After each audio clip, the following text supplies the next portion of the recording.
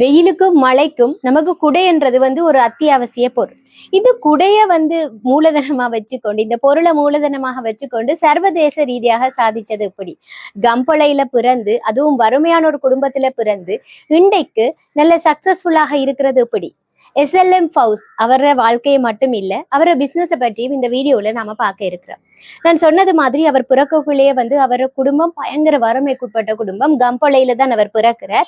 அவர் 3 வயதுல அவர் அப்பாவை இழக்க வேண்டிய சூழ்நிலை வருது. அவருக்கு பிறகு ஒரு தங்கச்சி, அவருக்கு முதல்ல ஒரு அக்கா இருந்தா. இப்படி வறுமைண்டா அவங்களோட அம்மாவால 3 பிள்ளைகளையும் வளர்க்க முடியாத ஒரு சூழல்.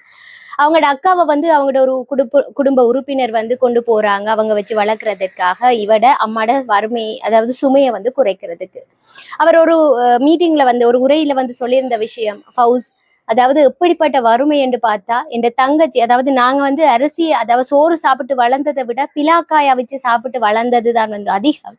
இந்த பிலாக்காயை சமைச்சு சாப்பிடுற அளவுக்கு இந்த தங்கச்சிக்கு இயலாமை இருந்தது. அவ ஒரு கட்டத்துல இறந்து போனா என்று சொல்லி அவர் சொல்லியிருந்தார். அத்தனை வறுமைக்கு உட்பட்ட ஒரு குடும்பத்துல பிறந்திருந்தார். சரி, ஒரு கட்டத்துக்கு மேல இவர் எப்படியும் வேலைக்கு போகணும், வளர்ந்து வேலைக்கு தான் போகணும் என்று நினைச்சவர். ஆனா பெரிய அளவுல அவர் படிக்கல. எல்லாருமே அந்த காலத்துல இருக்கிற எல்லாருக்குமே தெரியும், இப்பவும் கொழும்புன்றது பல வேலை வாய்ப்புகளை வழங்குற இடம் என்று சொல்லி இவரும் போறார். சின்ன சின்ன வேலைகள், சின்ன சின்ன பிசினஸ் செய்திருக்கிறார். பெட்டாவில சின்ன பொருட்களை வாங்கி விற்பனை செய்யற இந்த மாதிரி இருந்திருக்கிறார். ஒரு நாள் இவருக்கு ஒரு சான்ஸ் ஒன்று கிடைக்குது. ஒரு சின்ன ஒரு உதவி ஒன்று செய்ய வேண்டிய சூழல் கிடைக்குது. எலிஃபண்ட் ஹவுஸ் கம்பெனியில வேலை செய்யற ஒரு என்ஜினியருக்கு. ஸோ அவர உதவியோட எலிஃபண்ட் ஹவுஸ்ல வேலைக்கு போறார். அதுவும் டெக்னிக்கல் டிவிஷன்ல. அங்க எப்படிப்பட்டவராக இருக்கிறாருன்றா எல்லா வேலையுமே பெயிண்ட் பண்றதுல இருந்து சின்ன சின்ன சாமான வாங்குறது எல்லா விஷயத்தையுமே அவர் அங்க பழகுறார். ஸோ அந்த நேரமே அவர் எப்படி செய்வாராமன்னா, மூடிய பொருளாதார கொள்கை இருந்த கால பகுதி அங்க வேலை செய்யறவங்களுக்கு அவர் வெளியில எல்லா இடம் போற நேரம் உடுப்புகளோ ஏதாவது பொருளை கண்டா கொஞ்சம் வாங்கிட்டு தான் எங்க வேலை செய்வாங்களோ அவங்களுக்கு கொஞ்சம் வித்து அந்த மாதிரி குட்டி குட்டி பிசினஸ் எல்லாமே அப்ப செய்ததாக அவர் சொல்லியிருந்தார். அதுக்கு பிறகு இவருக்கு நம்ம இப்படி லேபரரா இருக்கணுமே, அந்த டைம்ல அவங்களோட அம்மா சொல்றா நீங்க திருமணம் முடிங்க. அப்ப இந்த காலம் மட்டும் இல்லாம அம்மா சொன்னோடனே அவர் சரி என்று சொல்லி திருமணம் முடிக்கிறார். அப்ப முடிச்ச பெண்கிட்ட இவர் பார்த்த ஒரு விஷயம் உங்களுக்கு என்ன தெரியும், அதே மாதிரி ஒரு வறுமையில இருக்கிற ஒரு பெண்ணைத்தான் மனம் முடிக்கிறார். அப்ப அவ சொன்ன அவ எனக்கு பீடி சுத்த தெரியும் என்று சொல்லி, சரி நாம இதை கூட ஒரு பிசினஸா செய்யலாமே என்று சொல்லி இவர் இங்கவும் வேலை செய்யறார் எலிஃபண்ட் ஹவுஸ்ல. வார இறுதியில வீட்டு போகுது இந்த வைஃபுக்கு தேவையான பொருட்களையும் வேண்டி போய் அவர் பீடி சுத்துறதையும் அவங்க குட்டியா ஒரு ஸ்மால் பிசினஸா செய்து கொண்டு வந்தாங்க. அப்ப இவருக்கு குடும்பமாகக்குள்ள தேவைகள் கூடும். அப்ப எலிஃபண்ட் ஹவுஸ்ல இருக்கிற என்ன சொல்ற தன் பாசிட்ட போய் கேட்கிறார் என்ன வேறு டிபார்ட்மெண்ட்டுக்கு போடுங்க. அப்ப அவர் சொல்றாரு எல்லா டிபார்ட்மெண்ட்டுக்கும் போட இல்லாது, அப்ப நீங்க வேணுமெண்டா ப்ரொமோஷனுக்கு நீங்க அப்ளை பண்ணுங்க. இப்ப பியோன்னு கால் பண்ணிருக்கிறாங்க. சரி என்று ரெக்கமெண்டேஷனோட இவர் போய் அப்ளை பண்றாரு. அங்க இன்டர்வியூல ஃபெயில். என்ன காரணம் கேட்டா இங்கிலீஷ் தெரியாது.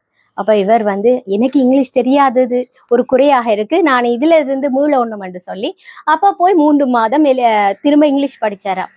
வேலைக்கு போயிட்டு பின்னேரம் இரவு கிளாஸஸ் போய் படிச்சு திரும்பவும் பியனுக்கு அப்ளிகேஷன் கால் பண்ற நேரம் போய் அவர் அந்த வேலையை பெற்றுக்கொண்டதாக அவர் குறிப்பிட்டிருந்தார்.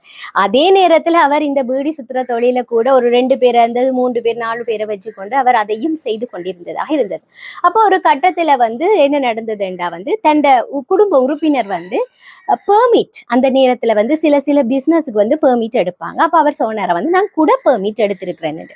அப்ப இவருக்கு ஒரு ஸ்பார்க் வந்துச்சான், அவருக்கு எடுக்கல வேண்டாம், ஏன் என்னால் எடுக்க இல்லாத, நானும் இந்த மாதிரி முயற்சி செய்யலாமே என்று யோசிச்சிருக்கிறேன். அப்ப இவரும் ஓடி ஆடி போய் பல வகையில முயற்சி செய்து இந்த பெர்மிட் எடுத்தார். பெர்மிட் எடுத்ததுக்கு பிறகு அவருக்கு விளங்கி இருக்கு, அப்பா இவ்வளவு போட்டி எனக்கு இருக்கிறதா. உள்நாட்டிலேயே பிரம்மாண்டமான கம்பெனிகள் குடைய தயாரிச்சு கொண்டிருந்தாங்க. அப்ப கொஞ்சமாக தளர்த்தப்பட்ட பொருளாதாரத்தால வெளிநாட்டு பொருட்களும் உள்நாட்டுக்கு வரப்பட்ட காலப்பகுதியில குடைய இவருக்கு விற்க இல்லாம போகுது. நிரம்ப பிரச்சனைகள் ஃபேஸ் பண்றார்.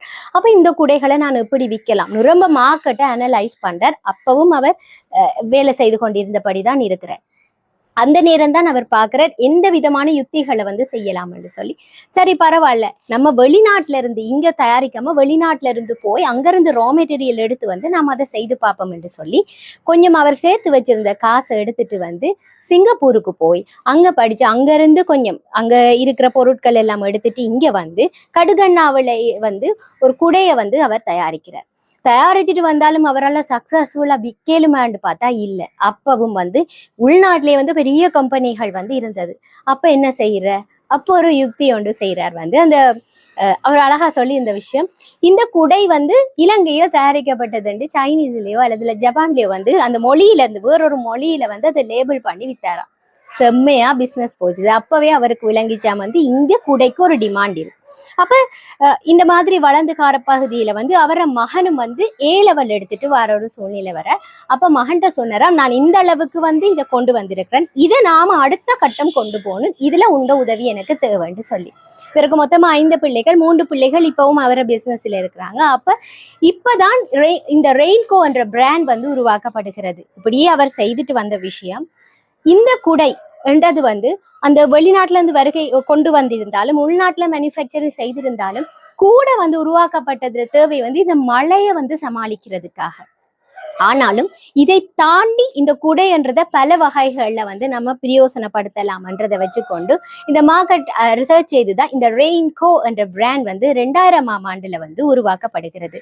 சூப்பர்வான ஒரு கேஸ் ஸ்டடியா இருந்தது. அதாவது ஃபேஷனாக கிட்ஸுக்கு யூஸ் பண்ணக்கூடிய மாதிரி, வெயில சமாளிக்கக்கூடியது. நம்மளோட ஊர்ல வந்து மழைன்றதை தாண்டி வெயில் அதிகமான காலப்பகுதியா இருக்கும். இந்த வெயில சமாளிக்கக்கூடிய மாதிரி, கடும் காத்துக்கு நின்று பிடிக்கக்கூடிய மாதிரி, மடிச்சு சின்னனாக வைக்க கொள்ளக்கூடிய மாதிரி பல வகையில இனோவேஷன்ஸ் வந்து உருவாக்கப்பட்டதாக சொல்றாங்க. இப்பவும் நீங்க சர்ச் பண்ணி பாருங்க, கிட்டத்தட்ட 27 வகையான அம்ப்ரெலாஸ் வந்து ரெயின்கோவால வந்து உற்பத்தி செய்யப்படுறாங்க. ரொம்ப ஆச்சரியமாக இந்த ஒரு குடையிலேயே வந்து இத்தனை வெரைட்டியாண்டு ஃபேமிலியாக இருக்கட்டும், அவங்க எப்படியெல்லாம் எக்ஸ்பேண்ட் பண்ணாங்க. ஒரு கார்பரேட்ஸா, அதாவது பிராண்டிங்குக்காக இப்ப நீங்க பார்த்துருப்பீங்க, ஒவ்வொரு வியாபார நாமங்களும் உள்ளடக்கப்பட்டு குடைகள் வந்து உற்பத்தி செய்யறது, இதெல்லாமே அவங்க இனிஷியேட் பண்ணாங்க. இலங்கையிலே ISO 9001, அதாவது டோட்டல் குவாலிட்டி மேனேஜ்மெண்ட் சர்டிபிகேஷனையும் SLS சர்டிபிகேஷனையும் எடுத்த முதலாவது கம்பெனியாக பதிவு செய்யப்பட்டது வந்து ரெயின்கோ. ஸோ ஒரு கட்டத்தில் அவர் சொன்ன விஷயம் வந்து, அதாவது நான் வந்து ஒரு மேனேஜிங் டிரெக்டரா இருந்து சேர்மனாக போகணும் என்றது எனக்கு ஒரு மோட்டிவேஷனை தந்தது வந்து, நான் கொழும்பு யூனிவர்சிட்டியில ஒரு அட்டென்ட் பண்ண ஒரு செமினார். அந்த செமினாருக்கு நான் போயிருந்த நேரம் என்னை வந்து மேடைக்கு அழைத்தார் வந்து அங்க ரிசோர்ஸ் பர்சனாக இருந்தவர். உங்களோட கதையை சொல்லுங்கன்ற நேரம் நான் என்ற கதையை சொன்னேன். அப்ப அங்க ஒருத்தர் எழும்பி என்னட்ட கேட்ட விஷயம், சரி நான் கேட்கறது பைத்தியாரத்தனமாக இருந்தாலும் என்ன இந்த கேள்விக்கு பதில் சொல்லுங்க. அவர் கேட்ட விஷயம், சரி உங்களோட இந்த வியாபாரம்ன்றது உங்களுக்கு பிறகு அழிஞ்சு போகும் தானே, அதுக்கு பிறகு என்ன நடக்கும்ன்றது. அது எனக்கு ஒரு பெரிய ஒரு ஸ்பாக்காக இருந்தது. அன்றைக்கு நான் முடிவு செய்வேன், நான் வந்து ஒரு மேனேஜிங் டிரெக்டராக இல்லாம எனக்கு கீழே ஒரு சிஸ்டம் உருவாக்கி, அது நான் இல்லாவிட்டாலும் அது இயங்குற ஒரு சூழ்நிலைக்கு தள்ள வேண்டும் என்று எனக்கு அன்றைக்கு ஒரு ஸ்பாக் கொண்டு வந்தது. ஸோ இதன் அடிப்படையில தான் நான் அந்த கம்பெனியை அடுத்தடுத்த கட்டம் கொண்டு போனேன் என்று சொல்லியிருந்தேன். இப்பவும் நான் ரொம்ப லீடர்ஸை வந்து உருவாக்கி கொண்டிருந்தேன். ஸோ இப்போ இந்த ரெயின்கோன்றது குடை என்றதை தாண்டி உங்களுக்கே தெரியும், மொஸ்கிட்டோ நெட்ஸ் இருக்கிறது, ரெயின் கோட்ஸ் இருக்கிறது, அதை தாண்டி சாக்ஸ் இருக்கிறது. இவங்க வந்து இலங்கையில மட்டும் இல்லாம சில நாடுகளோட கொலாபரேட் பண்ணி ஒர்க் பண்ணி கொண்டிருக்கிறாங்க. எந்த அளவு இனோவேஷன்டா ரீசைக்கிள், அதாவது மீள சுழற்சி செய்யக்கூடிய அளவுக்கு குடைகளை வந்து கூட உற்பத்தி செய்யறதாக சொல்லியிருக்காங்க. ஸோ ஒரு வறுமையில இருந்த ஒருத்தர் பல விதத்திலையும் வந்து அவர விடாமுயற்சியையும் சின்ன சின்ன அவர் கற்றுக்கொண்ட விஷயங்களையும் அப்ளை பண்ணி இன்றைக்கு நம்ம நாட்டுல ஒரு குடை ஒரு தர நாமத்தை கொண்டு வந்த மட்டும் இல்லாம சர்வதேச ரீதியாகவும் அவங்க சாதிச்சிருக்காங்க. அவர் சொன்ன விஷயங்க வந்து, இந்த கோவிட்ன்றது எல்லாரையுமே புரட்டி போட்ட சரயம் நாங்க வளர்ச்சி அடைகிறதுக்கு உதவியா இருந்தது. நாங்க லோக்கலா மட்டுமே இருந்த நாங்க இன்டர்நேஷனல் மார்க்கெட்டை கூட எட்டி பார்க்கறதுக்கும் குளோபல் பிரசன்ஸை கொண்டு வரதுக்கு எங்களுக்கு கோவிட்ன்றது உறுதுணையாக இருந்தது. பாத்தீங்களா, வாய்ப்புகள் எங்கேயுமே இருக்குன்றதுக்கு ரெயின்கோ ஸ்டோரி ஒரு உதாரணம்.